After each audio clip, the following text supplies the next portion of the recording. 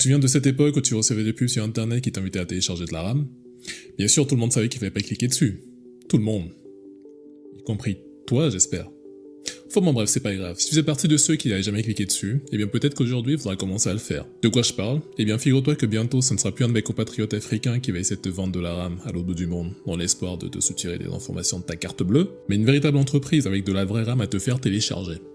Ou plus précisément, auquel te faire souscrire. Laisse-moi te montrer comment ça marche. Mais avant tout ça, établissons les bases. On a tous entendu parler bien sûr des prix de la RAM qui explosent. Les fabricants de RAM qui nous abandonnent pour les data centers et les entreprises IA. Sachez au passage que les entreprises ne sont pas vos amis, n'ont jamais été vos amis. Mais bref, le plus important, c'est pas ce qu'on sait déjà. Le prix de la RAM explose, personne ne peut s'en acheter bien sûr.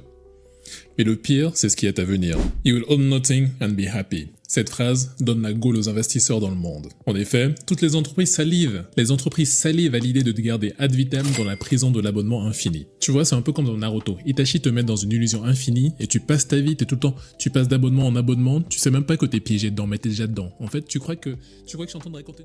Regarde ta vie aujourd'hui et dis-toi, est-ce que je passe ma vie à payer des abonnements? Dans le multimédia, t'as Netflix et tous ses clones. Amazon Prime, Disney+, tout le bordel, et il y en a des centaines aujourd'hui. Au-delà de ça, t'as la Champions League de l'abonnement, Adobe. Les mecs, s'ils pouvaient te garder dans leur abonnement au-delà de ta mort et t'obliger à te couper un doigt si tu voulais te désabonner, ils le feraient. Microsoft avec Microsoft Office, qui ont le monopole de la bureautique. Sponsorisé par toutes les entreprises qui nous obligent tout le temps à utiliser ça. Et finalement, le gaming. Je suis pas en train de te parler de ton abonnement à World of Warcraft, qui te donne le privilège de pouvoir acheter des microtransactions dans le jeu que t'as payé plein pot. Merci Blizzard! Non, je te parle de services comme GeForce Now, Stadia, paix à son âme, Xbox Cloud Gaming, Shadow, et j'en passe. Ils existent depuis des années même s'il n'y en a que 2 qui s'en servent dans le monde. Tu fais pas partie de ces 2. En vrai, l'idée de base n'est pas si mal. T'as pas un ordi assez puissant? T'inquiète, notre sauveur, notre dieu, notre trillionnaire, Jensen est là pour nous sauver. Il te suffit juste de 2 choses. Déjà, le portefeuille qui va avec, voilà. Voilà, faut pas rigoler, on sait pourquoi on est là. Bref, une connexion internet stable, mais quel est le problème tu vas me dire? Disons que ta connexion internet est stable et marche bien. T'es pas chez Free.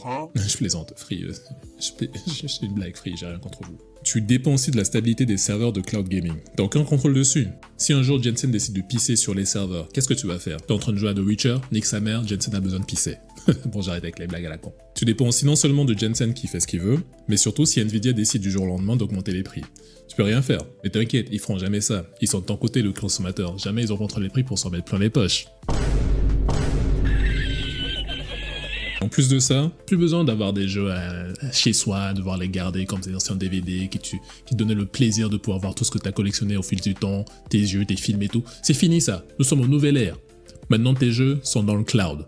Ils sont préservés à tout jamais.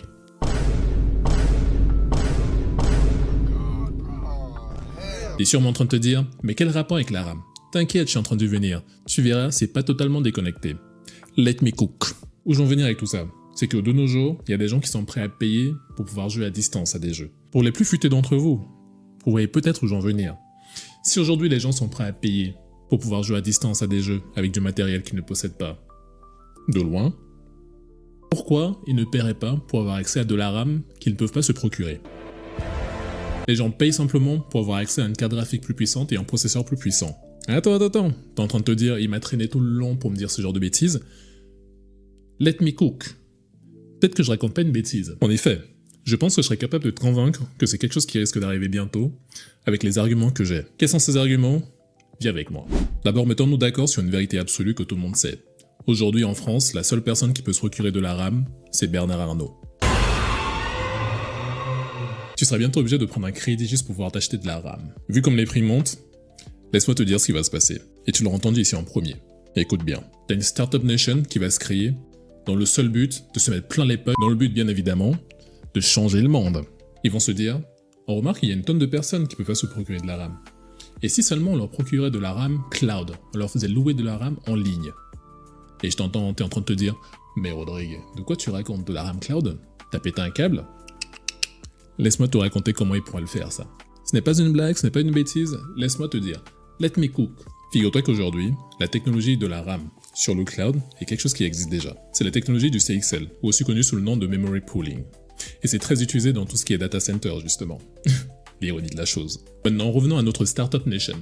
Vu que toi, pauvre consommateur, t'as pas le choix, tu prends ce qu'on t'offre. Et notre Startup Nation est là pour t'offrir une solution. Qu'est-ce que tu vas faire? Ne pas jouer? Bah t'es obligé de jouer. Donc ils vont te dire, viens là. J'ai de la RAM à te vendre à un certain prix. Bien sûr, les gens sont intéressés. Et comment leur en vouloir? Imagine t'as un pauvre gars, t'as besoin de jouer à ton jeu, je sais pas, il y a GTA 6 qui est sorti, t'as pas le PC pour, ou t'as un PC mais t'as pas la RAM qui va avec. Tu dis bon écoute, il y a la Startup Nation qui est prête à me vendre de la RAM en cloud, pour pas ne pas y aller. Donc voilà, de plus en plus de gens vont s'abonner, et vu que notre Startup Nation commence à faire de l'argent et à des abonnements, et que chope des investisseurs, d'autres entreprises voient ça et commencent à saliver. L'occasion encore de se faire de l'argent sur le dos des consommateurs, let's go! T'auras un business qui va se développer là-dessus, et demain, ça sera de plus en plus accepté que la RAM soit en cloud et ne soit pas physiquement disponible sur le PC. Je te vois peut-être derrière ton PC en train de te dire mais qu'est-ce qu'il raconte? Quel genre de bêtises il raconte? Vous verrez. Mais bref, passons à la suite. Maintenant nous entrons dans un monde où tout est sur abonnement. Bon, tu aurais raison de te dire que je suis un peu farfelu sur les bords. Mais penses-tu que j'ai tort? Je fais peut-être mon show ici, mais quelque part, tu sais au fond de toi que c'est quelque chose qui pourrait arriver. Et il y a de fortes chances que ça peut arriver même. Parce qu'en soi, dès qu'il y a possibilité de se faire de l'argent sur le dos des gens, il y a toujours quelqu'un qui est prêt à prendre la perche. Il suffit de regarder autour de nous.